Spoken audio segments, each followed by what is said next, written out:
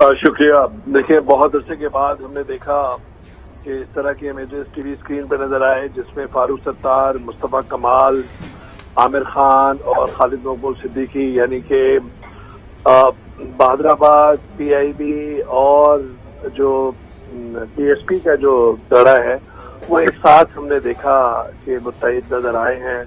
और 90 की दिहाई में, 80 की दिहाई में हमने इनको देखा है कि साथ ही रहे हैं। लेकिन इतनी तलखियां, इतने गिले शिकवों के बाद ये साथ जो बैठे हैं, क्या इनके दिल साफ हो गए हैं कि ये वाकई मुत्तहिद हो गए हैं? अगर आपने गौर किया हो कि जब फारूक सत्तार ये बात कह रहे थे कि जी हम तो विफाक की हुकूमत से भी हट सकते हैं और मेरा तो ये मर्जी, तो उन्होंने कहा कि जी आप पॉलिसी स्टेटमेंट ना दें।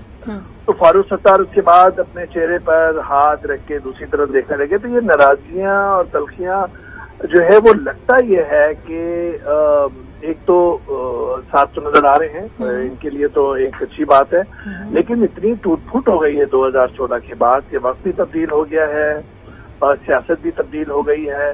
इनका जानाना अंदाज तो हमने देखा मुस्तफा कमाल साहब का, लेकिन अभी परसों तक या 2 महीने पहले तक तो ये एक दूसरे पे इतने इल्जाम तराशियां कर रहे थे कि कौन अल्ताफ हुसैन के साथ है, कौन माजी में किसने क्या किया है, घर का भेदी लंका ढाए और अब एक साथ बैठे हुए हैं। मुझे ये लगता है, मेरा ख्याल ये है कि एक साथ बैठ जाएं, जानाना अंदाज अपना लें, लेकिन वो मुत्तहिदा वापस नहीं हो सकती जिसकी बैकबोन, रीढ़ की हड्डी जो सेक्टर। ठीक है, तो अवैध साहब आप ये कहना चाहते हैं कि ये एक पन जो आज दिखाया गया है, कामरान तिसोरी ने एक अहम किरदार जो अदा किया है, ये काफी ज्यादा दिनों तक नहीं चलेगा?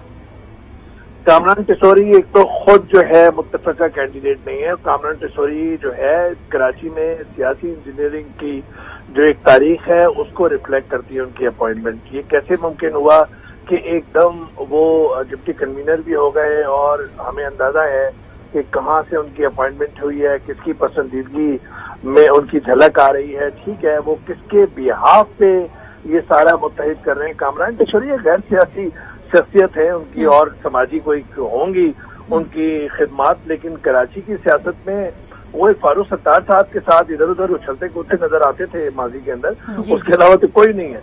लेकिन कहने का मकसद ये है कि अब इन सब का मुत्तहिद होना वो कारामद नहीं हो सकता, वो मैंडेट वापस नहीं ले सकते। अच्छा, वैसा आप कह रहे हैं कि इतना ज्यादा कारामद नहीं हो सकता इनका मुत्तहद होना और इत्तेहाद भी ज्यादा आगे नहीं चल पाएगा। लेकिन अगर हम 15 जनवरी के बल्दियाती इलेक्शन की खास तौर पर बात करें, उसके हवाले से ये तमाम लोग मुत्तहद हैं। इन्होंने कहा कि वो 15 जनवरी के इंतखाबात हम नहीं होने देंगे। तो आपको क्या लगता है किस तरीके से रोक पाएंगे? क्या एहतजाज किया जाएगा, बाइकआउट किया जाएगा? क्या सूरत हाल बनती नजर आ रही है? क्योंकि इस पॉइंट पर तो ये सब एक हैं।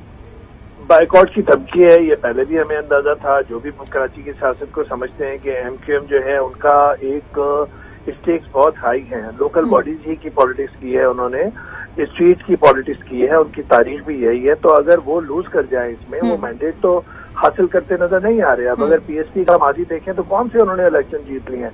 एक उन्होंने कोई प्रोविंशियल असेंबली की सीट नहीं जीती माजी में, कोई नेशनल असेंबली की सीट नहीं जीती, खुद मुस्तफा कमाल हार गए, खुद भी खड़े हुए। तो कहने का मकसद ये है कि ना मुत्तहिदा कौमी मूवमेंट का वो मैंडेट है इस वक्त, और लोकल बॉडीज में उनके स्टेक्स हाई हैं, उनके जो तहफुजात हैं, उनके जो रिजर्वेशन है डिलिमिटेशन पे और दूसरे वो है वो बिल्कुल जायज हैं।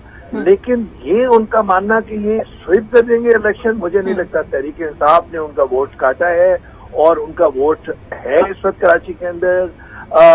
अनफॉर्चुनेटली टीएलपी का वोट बैंक है इनके उन इलाकों में जहां पे लो इनकम ग्रुप्स रहते हैं। नॉर्थ कराची है, सुल्तानी टाउन है, लियाकताबाद के कुछ हिस्से हैं। तो बिल्कुल, ये तो इलेक्शन होंगे तो पता चल जाएगा कि किसका वोट बैंक कितना ज्यादा अभी भी मौजूद है। हमारे साथ मौजूद